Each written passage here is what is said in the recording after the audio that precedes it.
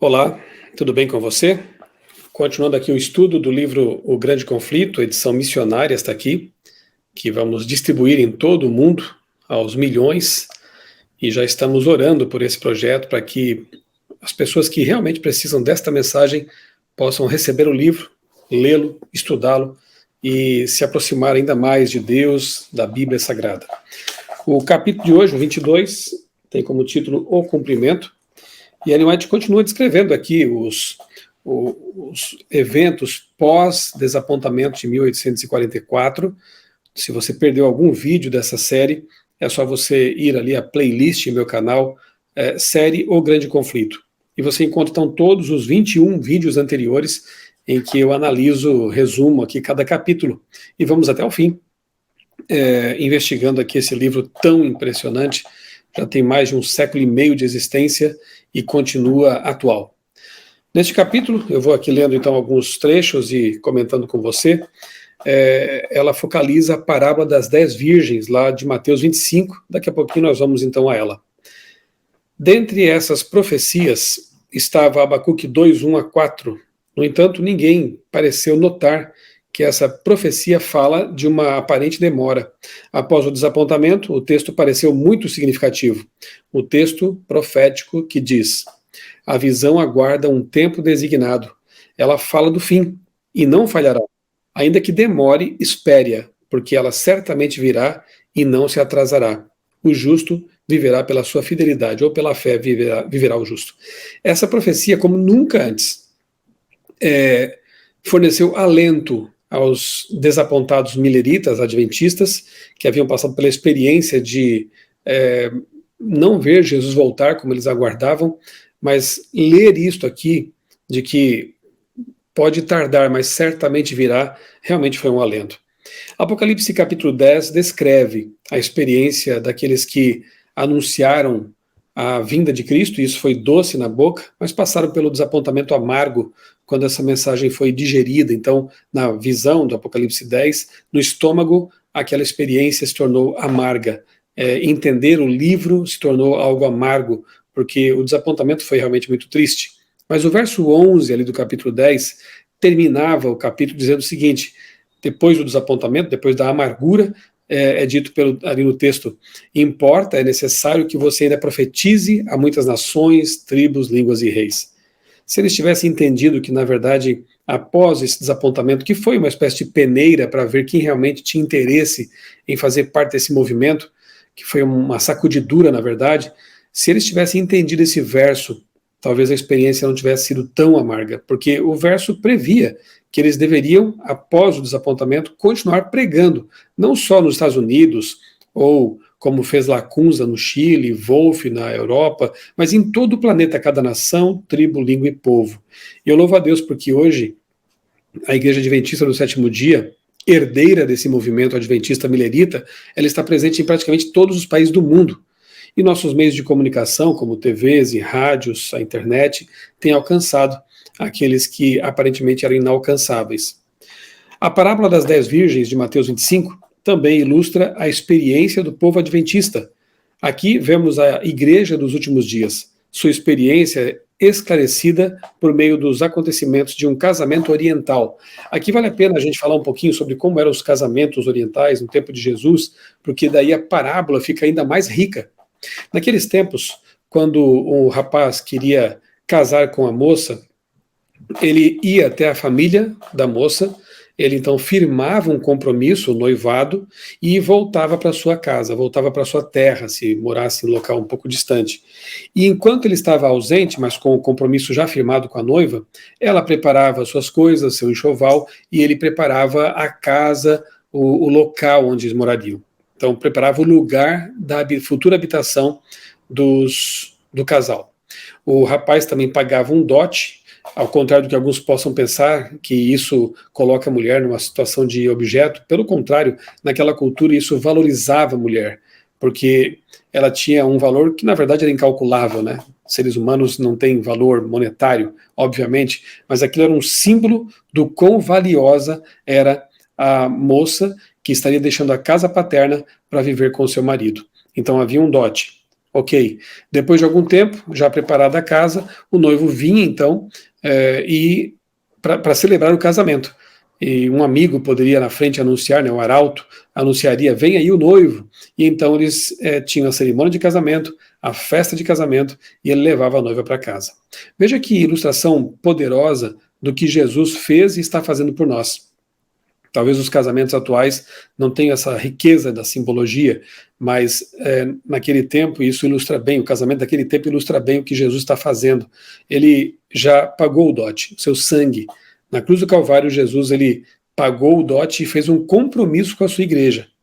Antes de voltar para o céu, Jesus disse claramente, eu voltarei, não se turbe o vosso coração, creiam em Deus, creiam também em mim, na casa de meu pai há muitas moradas, eu vou preparar um lugar. Olha só, pagou o dote, foi preparar a casa, o local para receber a noiva, e assim que eu for e tiver preparado, voltarei para receber vocês, para que onde eu estou vocês também estejam.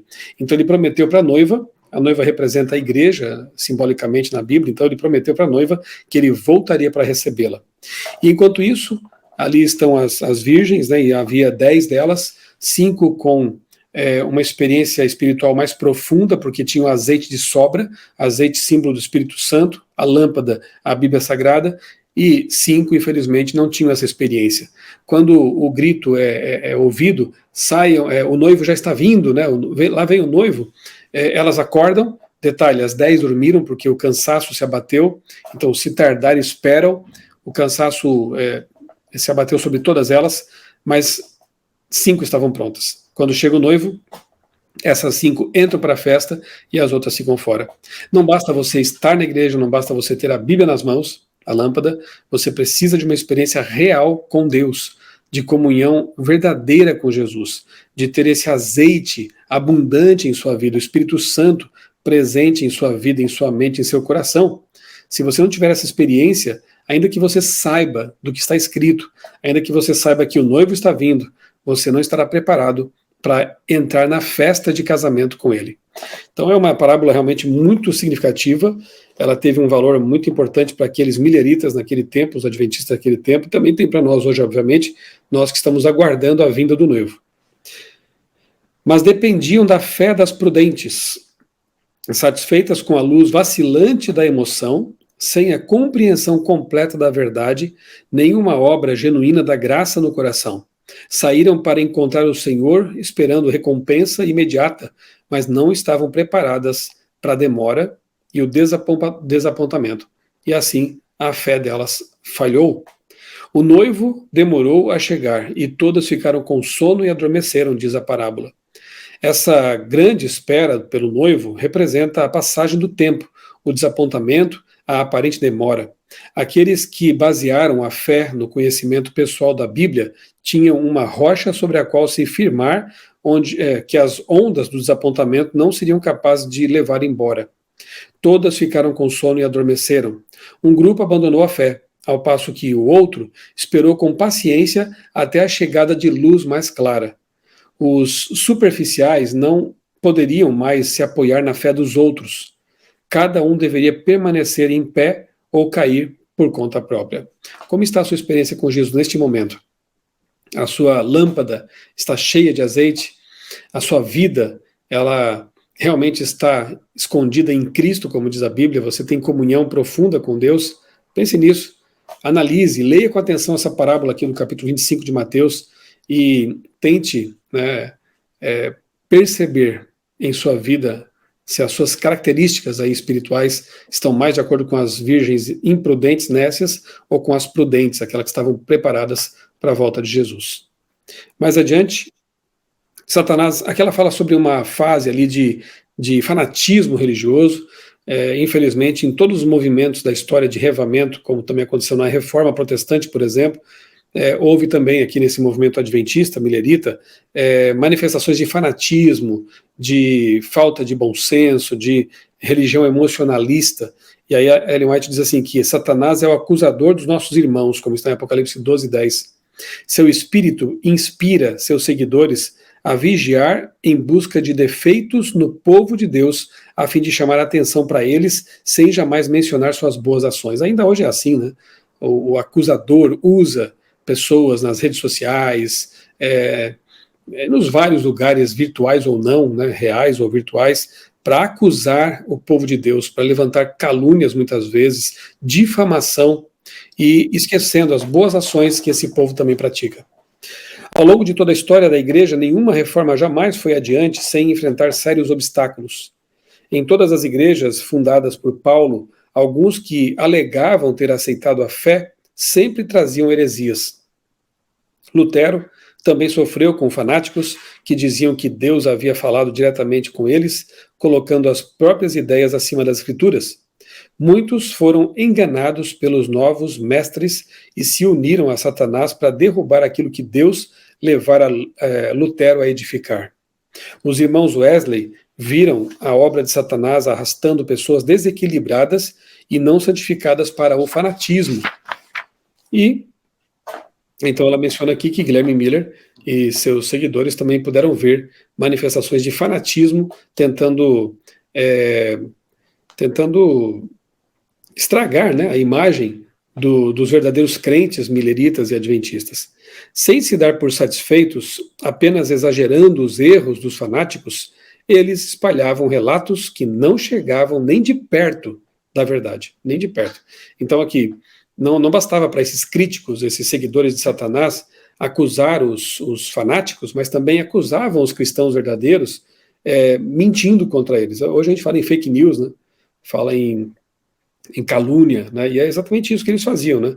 Quando eles podiam, eles também caluniavam, difamavam os crentes, tentando com isso impedir também o trabalho deles. Satanás, obviamente, estava por trás de tudo isso. Mais adiante, aqui, mais para o fim do capítulo, eu leio assim, que um grande número daqueles que alegavam crer renunciou à fé. Os escarnecedores convenceram os fracos e covardes a se unir a eles, e todos unidos declaravam que o mundo permaneceria exatamente como era por milhares de anos. Então, o desapontamento, como eu disse para você, ele foi uma espécie de peneiramento, né, de teste.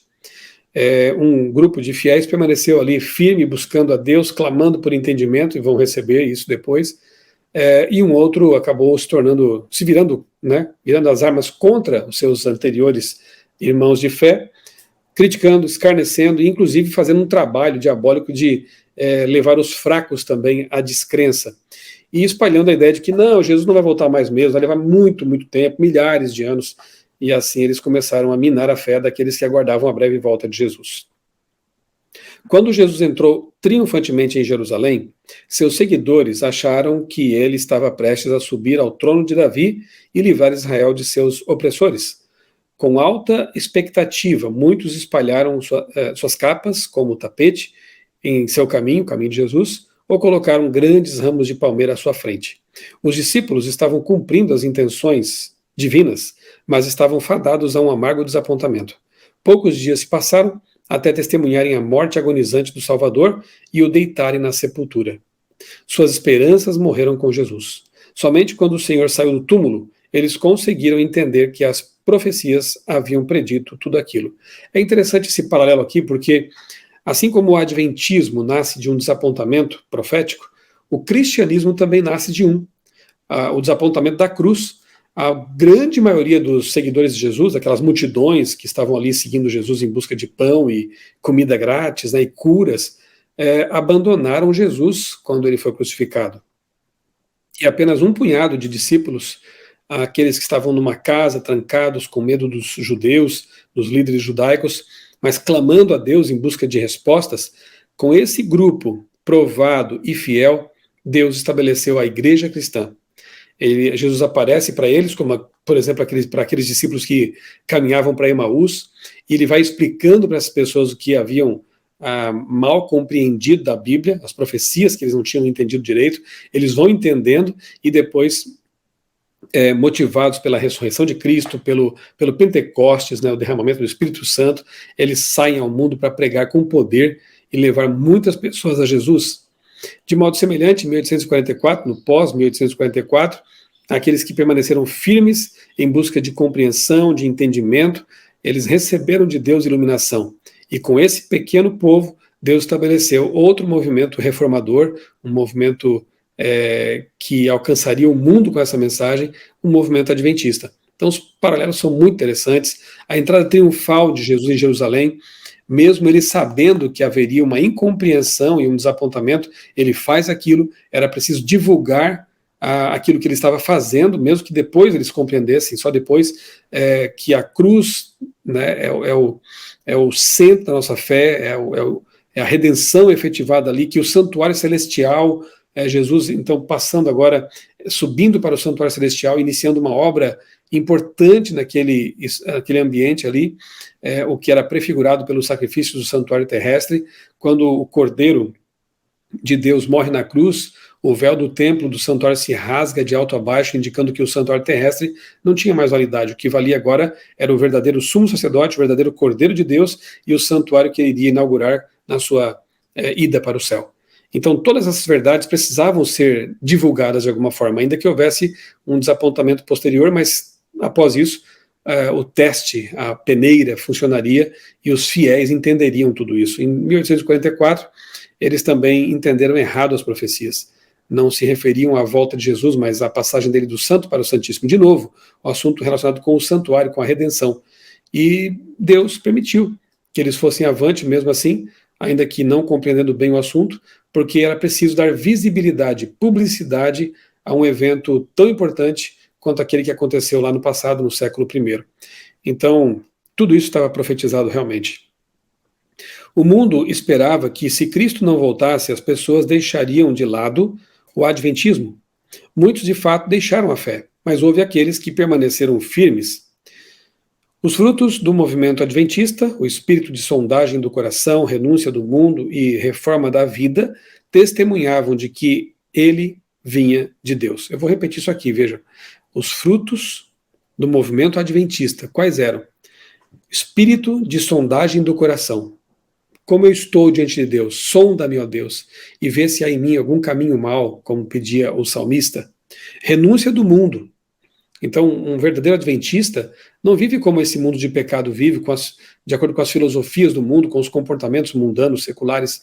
Um verdadeiro adventista pergunta para Deus, na Bíblia, como ele deve viver, de que forma ele deve viver, o que ele deve abrir mão, o que ele deve passar a fazer de acordo com a orientação divina. E reforma da vida, que não é um remendo apenas, é uma transformação real por meio do Espírito Santo. Um adventista de verdade, ele vive de acordo com esses frutos aqui. E esses frutos testemunhavam que a vida, que esse movimento vinha de Deus. Não ousaram negar que o Espírito Santo havia abençoado a proclamação da segunda vinda. Não conseguiam encontrar erro nos períodos proféticos. Seus oponentes não obtiveram êxito em contestar sua interpretação das profecias. Não podiam concordar em renunciar às crenças que haviam chegado por meio de estudo fervoroso das Escrituras, em atitude de oração por mentes iluminadas pelo Espírito Santo e corações ardendo com o seu poder divino, vivo, as quais tinham resistido com firmeza aos argumentos de adversários cultos e eloquentes. E mais aqui para o final, Guilherme Miller expressou o sentimento daqueles que ainda confiavam que Deus os havia conduzido, mesmo após o desapontamento. Abre aspas. Minha esperança no retorno de Cristo está forte como nunca. Que bom que Miller ele permaneceu firme nessa esperança, né, e morreu pouco depois firme na fé. Fiz somente o que senti ser meu dever, após anos de solene reflexão. Considerando apenas o fator humano, milhares foram levados a estudar as Escrituras por causa da pregação do tempo, e dessa maneira se reconciliaram com Deus por meio da fé e da aspersão do sangue de Cristo. Sim, muitas pessoas que passaram por aquele revivamento, aquela experiência millerita, se reconciliaram com Deus e se tornaram pessoas fiéis, verdadeiros cristãos por toda a vida. O Espírito de Deus permaneceu com aqueles que não negaram apressadamente a luz que haviam recebido, renunciando ao movimento adventista. E aqui ela cita mais uma vez Abacuque 10, 35 a 39, e eu vou encerrar então esse meu resumo do capítulo com esse texto. Por isso, não abram mão da confiança que vocês têm, ok? Não abra mão da confiança que você tem na volta de Jesus. Ela vai acontecer. Ela será ricamente recompensada com a vida eterna. Vocês precisam perseverar, de modo que, quando tiverem feito a vontade de Deus, recebam o que ele prometeu. Pois em breve, muito em breve, aquele que vem virá e não demorará. Mas o meu justo viverá pela fé. Enquanto Jesus não vem, vivamos pela fé, na confiança de que o que Deus prometeu ele vai cumprir.